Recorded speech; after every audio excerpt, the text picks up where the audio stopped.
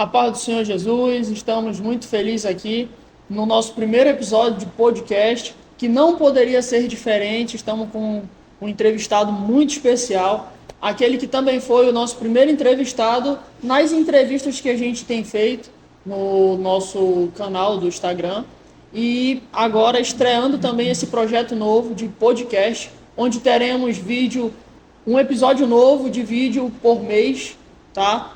Aqui com o pastor Jair Felisbino. Estamos muito felizes e honrados com a sua presença. André, eu também estou feliz, obrigado pelo convite, através do meu amigo, pastor Câncio, somos amigos missionais, e é um privilégio para mim estar aqui, saber que foi o primeiro podcast que vocês gravaram, e agora, mais uma vez, estar aqui para cooperar com vocês, e eu sei que Deus tem um futuro muito brilhante para toda essa equipe, né? Você, Melquisedeque, os demais, né? Danilo, e é uma benção. Eu tenho acompanhado o trabalho de vocês e posso dizer que eu já sou fã de vocês.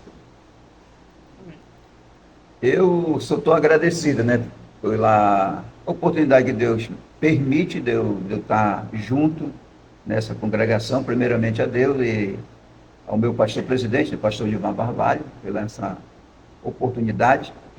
E mais um passo que nós estamos dando em transmissão e vamos avançar. E feliz porque esse é o primeiro podcast e ter o pastor Jair Felisbino, nós temos como referência, e tem sido um braço aqui para nós aqui em Castanhal, se tratando da obra missionária. Desde já, meu pastor, muito obrigado.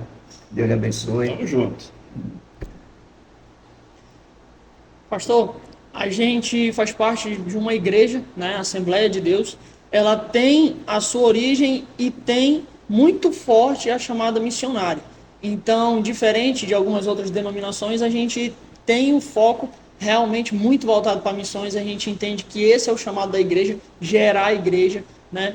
E queria que o senhor pudesse falar um pouco mais sobre alguma vivência marcante, que com toda certeza o senhor tem várias nessa sua longa estada ministerial. Poder falar para a gente um pouco mais. No nosso primeiro episódio de entrevista, o senhor falou a respeito de um episódio que aconteceu com um pescador, onde quando o senhor entrou na casa dele, ele estava querendo quebrar todo mundo na porrada. Lá em Moçambique, na E Matola. saiu de lá convertido para a honra e glória do nome do Senhor Jesus Cristo. E que o senhor pudesse trazer mais alguma vivência que o senhor tem nesses últimos anos. Meu filho, já fazem 20 anos, né? Hoje eu tenho 53 anos. E já fazem 20 anos, eu comecei com 32 anos, na verdade eu tenho 52, vou fazer 53 no mês que vem. Se quiser mandar presente, tá?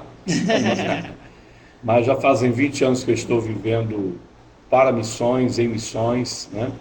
E trabalhando de uma forma mais direta na área de instrução, palestras, visita ao campo, reciclagem de missionários, apoio às agências. E são muitas as experiências, muitos momentos marcantes na minha vida. E nessa vivência missional, eu gosto muito de guardar aquilo que eu vi que foi impacto à minha vida. Ontem, ministrando aqui na conferência, aliás, quero fazer com o pastor Câncio, agradecer a Deus pela vida do nosso presidente, pastor Gilmar Barbalho. E ontem até eu me lembrava de algumas coisas. E são detalhes. A nossa vida ela é feita de momentos. E se você quiser ver e entender Deus, você olha os momentos, os detalhes. E eu me lembro que em 2016, aquilo foi também em Moçambique, aconteceu em Moçambique. Foi uma viagem para Moçambique, que eu tinha marcado a viagem, fui só, não levei ninguém comigo.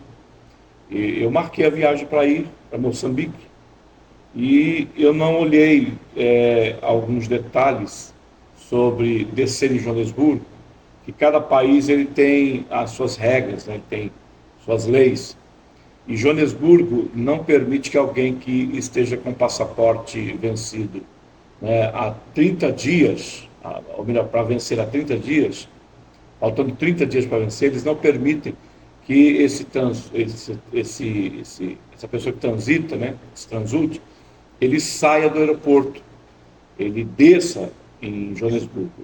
Eu tinha que descer em Joanesburgo nessa viagem, e teria que pegar um ônibus e viajar 14 horas de Joanesburgo para Maputo. Era o meu plano.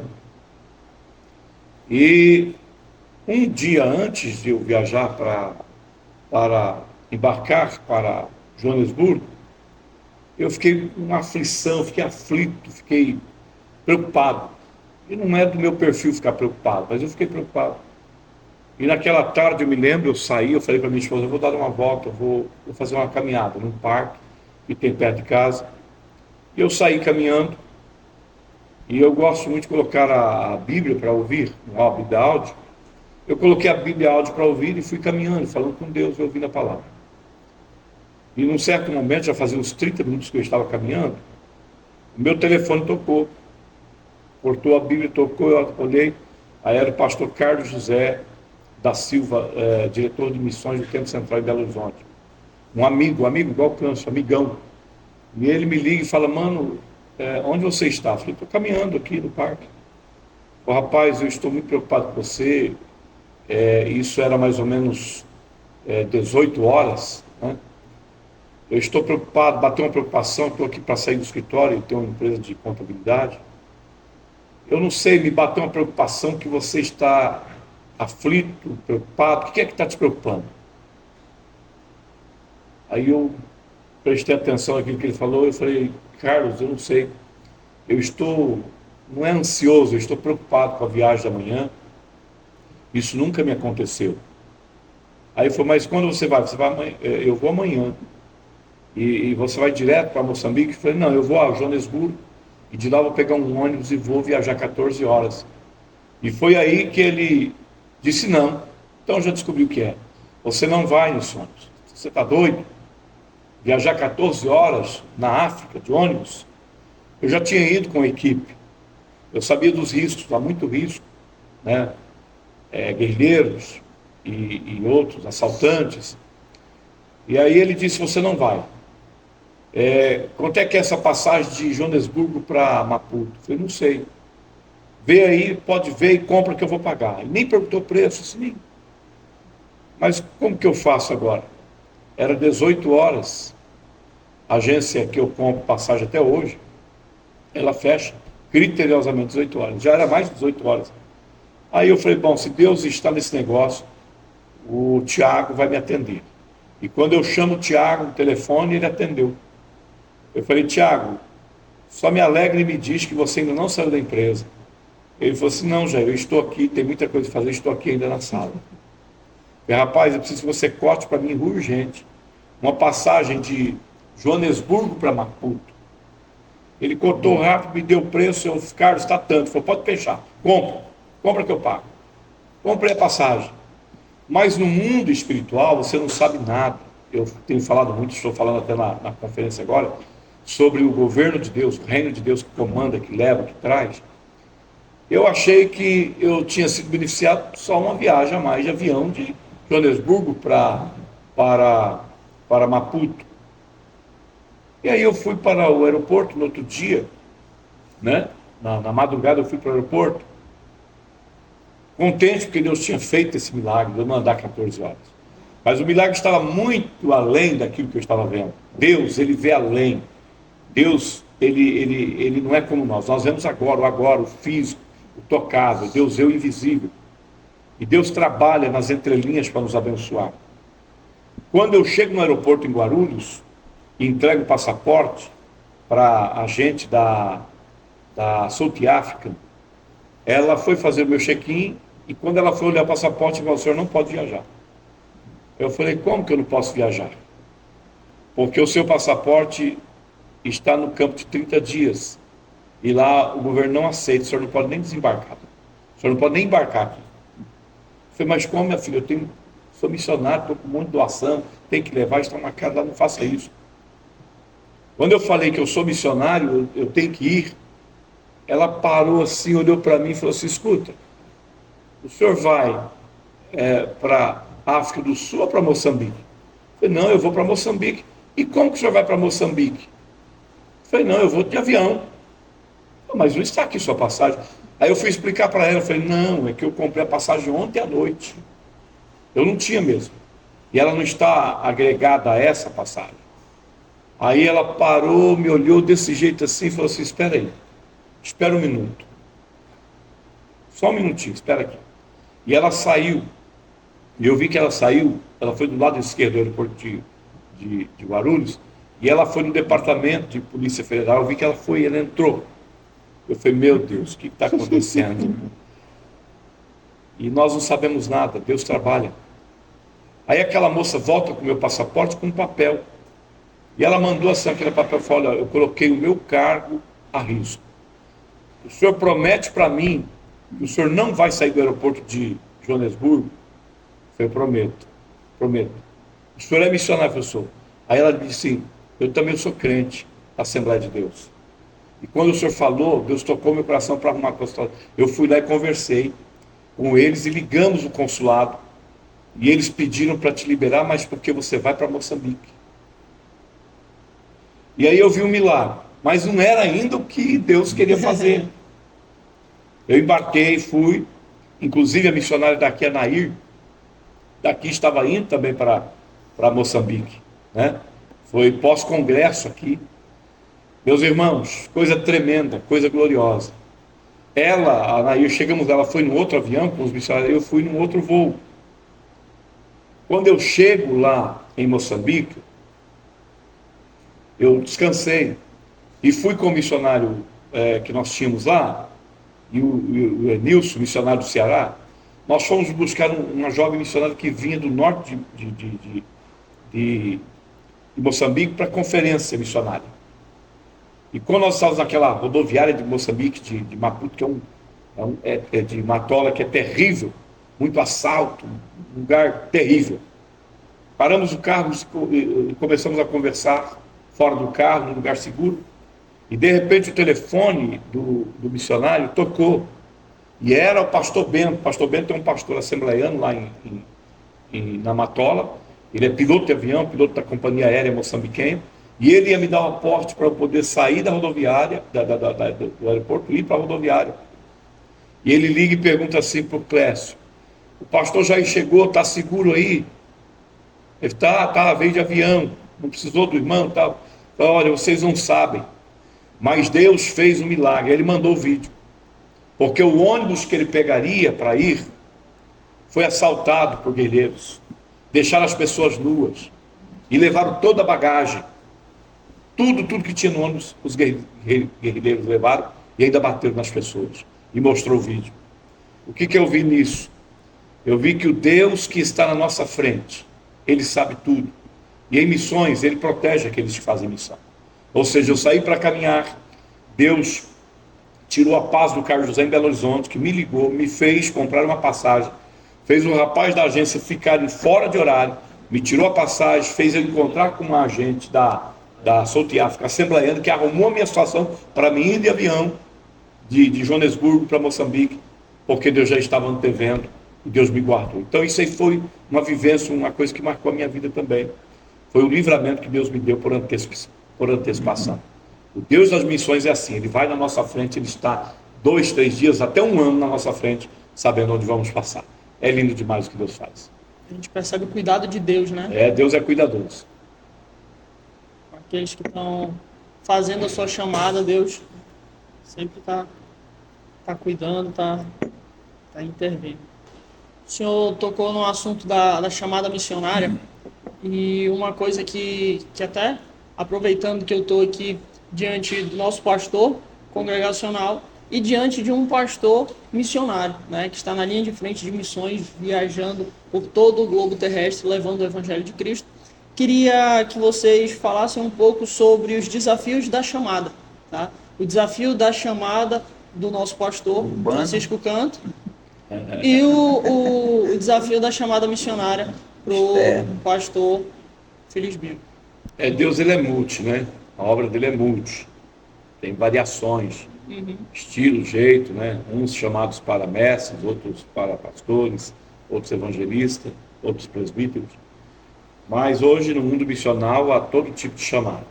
Chamado integral, chamado parcial, chamado puramente eclesial, chamado profissional misturado com eclesial. Mas o que o irmão quer que pontue é a chamada. Os desafios da chamada. Existem os desafios da chamada do pastor Câncio, né? Que é um pastor urbano, um missionário urbano.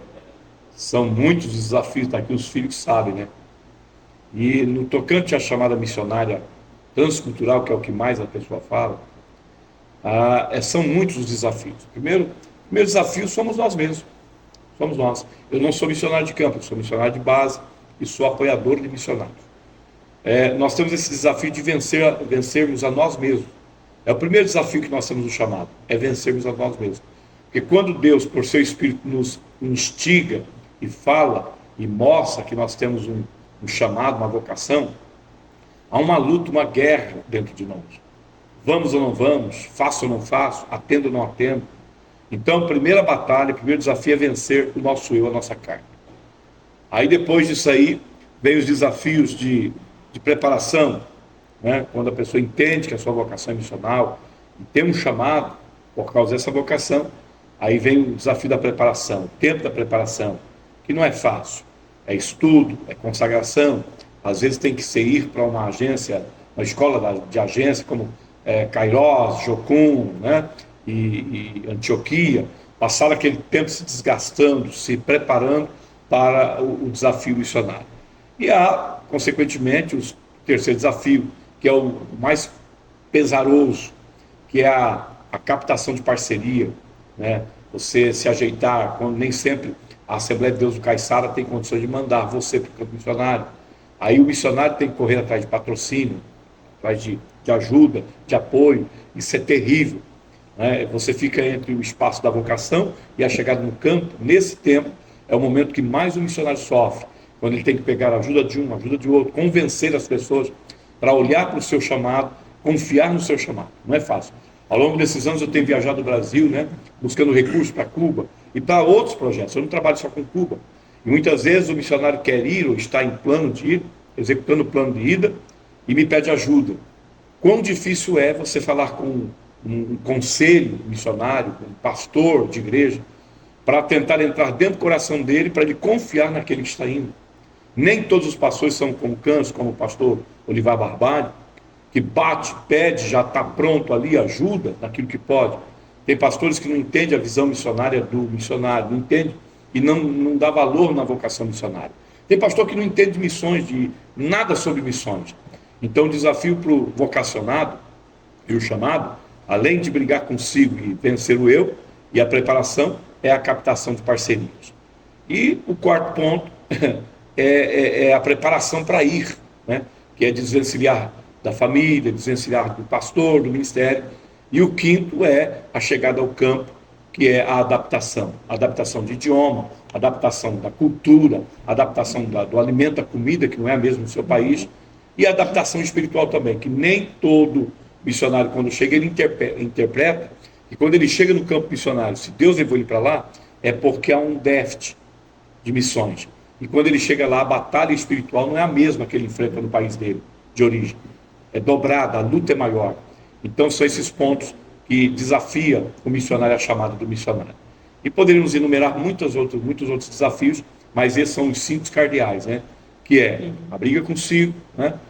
A preparação, a captação de recursos, a preparação para sair e a chegada, que é muito difícil. Às vezes a pessoa não se adapta lá, que é um desafio, fica um mês ou até um ano, mas porque não se adaptou, tem que voltar, o ministério tem que trazer, porque ele não conseguiu entender e se adaptar no campo missionário. Esses são os desafios da chamada missionária. Certamente que quem é missionário, né, pastor de missões, tem vários desafios, como o senhor certamente pontuou aqui, né? E gostaríamos agora de ouvir também um pouco sobre os desafios do pastoreio local, né? Aí é pastor Câncio. Que também sabemos que, embora não tenha alguns desafios, como o senhor falou a respeito de idioma, de cultura, mas tem também o desafio de estar à frente de um trabalho, né? O desafio de liderar e conseguir liderar com excelência, porque o peso e a responsabilidade são muito grandes. O missionário local urbano, né, que nem um pastor dirigente que é dominado congregacional, isso vem já de uma formação dele, porque que nem o Castanhal é um celeiro muito grande de obreiro, mas para sair, para dirigir igreja, pesa muito lá na frente, se ele for dirigir uma congregação, a formação dele, o discipulado dele como obreiro. Eu tive a oportunidade de ser discipulado pelo pastor José Maria Pinheiro, que hoje é o secretário de missões. Então ele passou muito isso sobre missões. E antes disso, eu já tinha vivido com o secretário de missão anterior, que era o pastor Samuel Pinto, e havia este clamor dentro de Castanhal por missões. E eu comecei a dirigir igreja em 97 aqui, com 27 anos. Hoje já estou com 55. E isso é um desafio. Você sair de uma congregação com uma mentalidade de ser um dirigente e levar aquilo que é a tua formação, qual é? Missões. Só que você não tem uma experiência de conduzir um povo a aceitar a tua visão de missões. Porque dentro da cidade eles têm essa grande dificuldade. Para que fazer obra missionária? Se a nossa cidade está cheia de igreja, e se em outros estados tem igreja, se em outros países tem igreja, para que essa oferta missionária?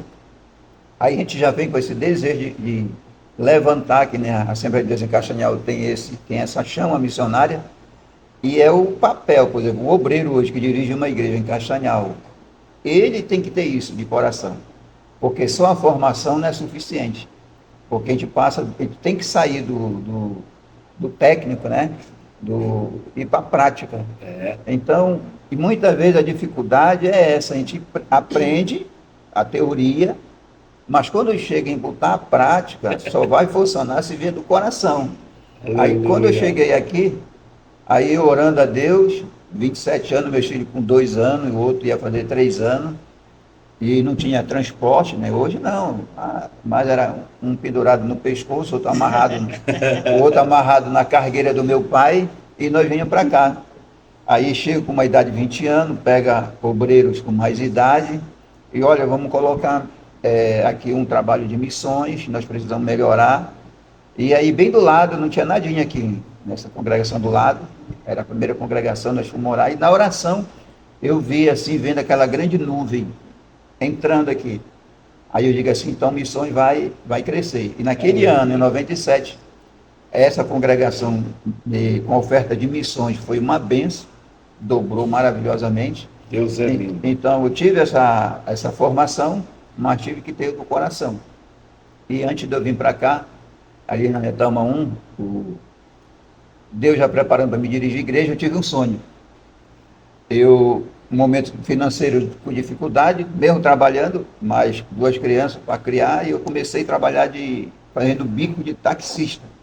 O meu cunhado tinha um táxi, aí ele me dava, eu trabalhava de noite, chegava de madrugada e ia tirar um bico para poder agueir mais um recurso. Aí nessa luta aparecia no sonho o pastor Zé Maria dizendo para mim, tu quer dirigir realmente? Então vem aqui. Aí ele me levava em sonho, aí aparecia as carretas e mais carreta. Está aqui, isso aqui tu vai dirigir. E eu vinha andando e chegava até ali na Pedro Porpino aqui. Quando chegava lá perto, aquele personagem dizia para mim, é para o outro lado que tu vai. Aí quando foi em 97, me chamaram para ser diácono e eu estava na reunião para ser apresentado como diácono e apareceu a necessidade de um dirigente para essa congregação. Aí eu estava lá. Aí o pastor me deu um sinal, me chamou, o pastor Francisco, hoje de memória, Francisco Ribeiro, se eu aceitava. Aí como eu já tinha o sonho, aceitei. E aí começou. E graças a Deus, retornando, deixando os outros lá, a dificuldade que nós passamos, só uma dificuldade nós conseguimos comprar um carro, aí melhoramos, compramos outro carro, só que esse carro não dava ré. Aí eu, dirigindo o Fonte Boa 1, isso em 2004, a minha esposa vinha com dor de cabeça depois do culto, aí eu paro, antiga Big Ben, de frente à Praça do Estrela, ali no centro, aqui do centro, na Barão do Rio Branco, eu estaciono o carro. Já com essa preocupação, não tem ninguém atrás. Aí quando eu saio, o carro está fechado, tanto à frente como atrás, eu digo, meu amor, e agora? Como é que nós vamos sair daí? Aí sentamos, ver se apareceu alguém para tirar o carro de trás, o carro da frente, não apareceu ninguém. Aí minha esposa olhou para o prédio e disse assim, olha, esse pessoal mora aí. Tu tem que dar um jeito, não, vamos amanhecer aqui. Aí os mototáxis, tudo olhando para mim, e o que está acontecendo? Dá para um carro, não pega, porque não dava para entrar ré, né? Aí eu falei, não pega. Aí eles empurraram, quando saía, ele pegava e nós íamos embora. Então são muitos desafios como dirigente, né? Agora, dentro da igreja é um desafio maior. Mas graças a Deus, eu louvo a Deus pelo passar do dia, né? Deus vai. O que faz ainda você melhorar por missões é quando você encontra pessoas que têm um amor em missões.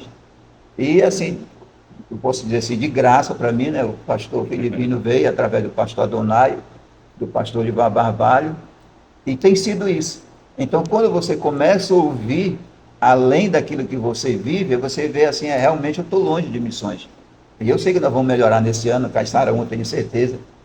Nós temos um propósito maior nesse ano, mas a presença aqui do pastor Filipino, a visão do nosso pastor Livar aumentou muito missões em Castanhal, muito mesmo.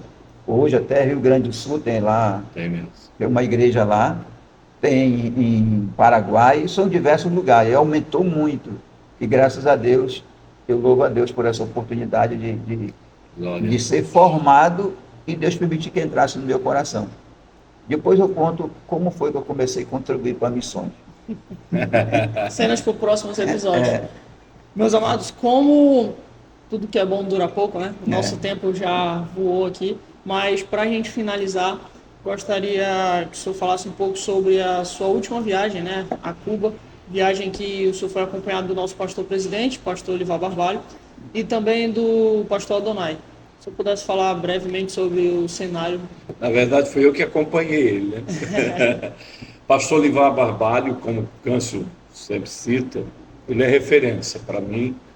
Eu conheci essa família há 6 anos atrás. Eu estava pregando ali em Santa Isabel, no Congresso de Missões. Ele e a irmã Gisele Adonai foram lá me conhecer. Depois levei o Adonai, o Adonai foi a Rio Branco, me veio pregar lá no Simpósio Nacional. E irmanamos, né? Nós ficamos irmãos. Hoje eu falo mais com o Adonai do que com os meus irmãos de sangue. Meu amor por ele é amor de irmão mesmo. E hoje tenho o pastor Livar como um pai. E é uma referência. E dessa feita nós fomos a Cuba. E foi uma viagem diferente. Das 14 viagens que eu fiz foi diferente. Sei que o tempo é bem resumido, eu vou resumir aqui. Só para você entender que quando chegamos no aeroporto, em Havana, as malas dele saíram, do Adonai, do pastor Livar e do pastor Emanuel lá de uma pessoa. E as minhas não saíram. E aquilo marcou minha vida.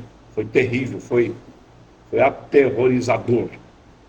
Porque eu vi que a mala não saía e ficou 6 ou 7 pessoas retidas também. E eu fiquei retido, me chamaram, pegaram meu passaporte. E quando foram vistoriar as minhas malas, eu fiquei muito normal, mas uma tensão, porque quando ele saiu eu esqueci de dar os valores, o salário que estava na mochila. Eu vou falar aqui número, mas é muito dólar. E eu não dei para eles saírem para fora do aeroporto. Então eu fiquei com 2 problemas ali. A mala ser vistoriada e o dinheiro que estava na mochila. Mas eu comecei a orar. E do lado de fora, já fazia quase 2 horas, o pastor Livar, Adonai, Emanuel, Alexander, eles estavam orando lá também. Orando, porque estavam preocupados. Quase 2 horas eu não saía para fora. E aquelas policiais que me chamaram para fazer a vistoria, muito bruta, 2, uma morena e uma loira. E quando começaram a olhar a primeira mala, eu fiquei tenso por causa do dinheiro. E não me lembrava que eu tinha trazido antibiótico, porque um final de semana antes eu tinha pregado em Vitória, na igreja do Éder Toledo, do Pelão Santo, e uma médica lá me deu para minha esposa muita medicação. E tinha lá 4 tubos de antibiótico. E não pode, é restrito, é uma medicação restrita. E na segunda mala, quando aquelas policiais foram olhar, chegou um avião, não sei de onde, que movimentou o aeroporto, tirou as 2 bravas e veio uma menina dócil, uma soldado dócil, loira, franzina. E quando essa menina começou a mexer, ela pegou o antibiótico na mão e colocou do lado. Mas ela percebeu que tinha muita coisa ali que era doação. Ela perguntou para mim: o que você vem fazer aqui? Eu disse: é turismo. Eu falei: não. E ela baixou para tirar da câmera assim. Ela baixou e falou assim: Mira, olha para cá. O que o senhor veio fazer aqui? Ele falou: não, eu sou turista. Não. O senhor é missionário? O Espírito Santo falou: fala que é. Eu sou cristão, sou missionário. Ele falou: não, eu também sou cristão. E eu vou dar uma dica para o senhor não traga mais aerosol. Tinha 4 aerosóis que chamam a atenção no raio-x e parou a mala. O senhor não traga mais outra coisa, não pare de vir a Cuba. Eu sou cristã. Aquilo eu não sabia se chorava, não sabia se eu gritava. E ela falou assim, olha, eu vou liberar o senhor sai por aquele corredor e vai embora. E era um corredor de diplomatas, não era um corredor de comum. E ela me colocou naquele corredor e eu arrumei as balas correndo e falou, sai rápido, antes que elas voltem. E eu saí correndo. Mas é aquilo que eu falo, a gente não sabe o que é que está acontecendo. O mundo espiritual ele é muito complexo para nós. Mas Deus, ele como domina, e pelo governo ele domina todas as coisas, ele está na nossa frente. E ele preparou aquela menina para me liberar porque eu não sabia o que ia acontecer. Aí o pastor Adonai, o pastor Olivar, viu o que aconteceu. E quando estávamos nas montanhas, depois de viajar 13 horas de trem, chegamos nas montanhas, fomos visitar um missionário, um jovem missionário. Ontem, na quinta-feira, eu passei o vídeo dele. Ele tem 4 filhos. E o filho menor dele fazia 22 dias que estava internado, com bactéria no estômago. E o governo lá não tem medicamento. Os hospitais não têm medicamento. E o que faltava para matar aquela bactéria? Faltava o quê? Antibiótico. E no final do culto, que nós fomos saber que aquele menino estava internado há quase um mês por falta de antibiótico. E a nobre falou, pastor, o senhor trouxe antibiótico. Eu falei, como eu sei que eu trouxe? Eu quase preso. Então o que eu vejo nisso? Eu vejo Deus operando onde você não está, Deus operando onde você nem chegou, e Deus fazendo aquilo que você vai ficar impactado de ver a ação dele.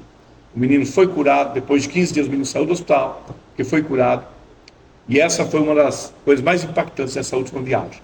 Nós vimos lá que hoje em Cuba não tem papel higiênico, a única fábrica de papel higiênico fica na cidade onde temos a base, em José Smith Comas, está fechada, o povo está se higienizando com um recorte de jornal, quando acha. Então a situação lá hoje é calamitosa, não há comida, não tem combustível. Na volta das montanhas, o pastor Olivar viu, nós compramos um pacote de frango, quase 1 quilo, pagamos $7. O salário mínimo em Cuba é $7,50, ou seja, nós pagamos um salário por um pacote de frango. Então tudo isso impacta a nossa vida. Mas o mais gostoso de tudo não é contar miséria, é contar as bênçãos. A igreja de Cuba hoje é a igreja que mais cresce na América Latina. Glória a Deus. É a igreja que mais cultua Deus. Os cultos deles é de 4 a 5 horas. É a igreja unida, que vai crescendo, crescendo. Por mais que o sistema tente cercear e parar a igreja, eles não conseguem. Porque é uma igreja polivalente, uma igreja cheia de Deus. Então nossa última viagem foi marcada por muitos testemunhos, né? Nosso pastor subiu as montanhas montado numa mula, ele, o Adonai e o irmão subiram, lá foram visitar um missionário lá em cima nas montanhas, foram de mula, tiveram que subir de mula, e andamos toda aquela nação e vimos que Deus está fazendo, que Deus está a fazer. Então a última viagem foi maravilhosa, porque nós fomos acompanhando nosso pastor presidente, pastor Olivar Barbado. Amém. Queria agradecer por esse tempo de mesa, né? Por esse bate-papo um pouco mais descontraído, pela oportunidade de ouvir cada um de vocês contando das suas experiências e agradecer ainda mais, desde já, né? Porque amanhã o senhor vai estar ministrando aqui na nossa igreja. De novo. Certamente Amém. será uma bênção. Privilégio, né? Estar com o pastor Câncio, com vocês, é um privilégio. E parabenizar vocês pelo trabalho. Não Muito desistam e que vocês possam correr e partir para o maior. Amém. Deus tem o maior e o melhor para vocês. Deus abençoe toda a equipe, tá bom? Amém. Deus abençoe meu amigo pastor Câncio. E Deus abençoe a igreja do Caiçara. Estamos juntos até o arrebatamento da igreja. Amém. Muito obrigado pela disponibilidade, pastor. Deus te O abençoe. senhor também, meu pastor. Amém. Muito obrigado pela disponibilidade e pelo apoio. Amém.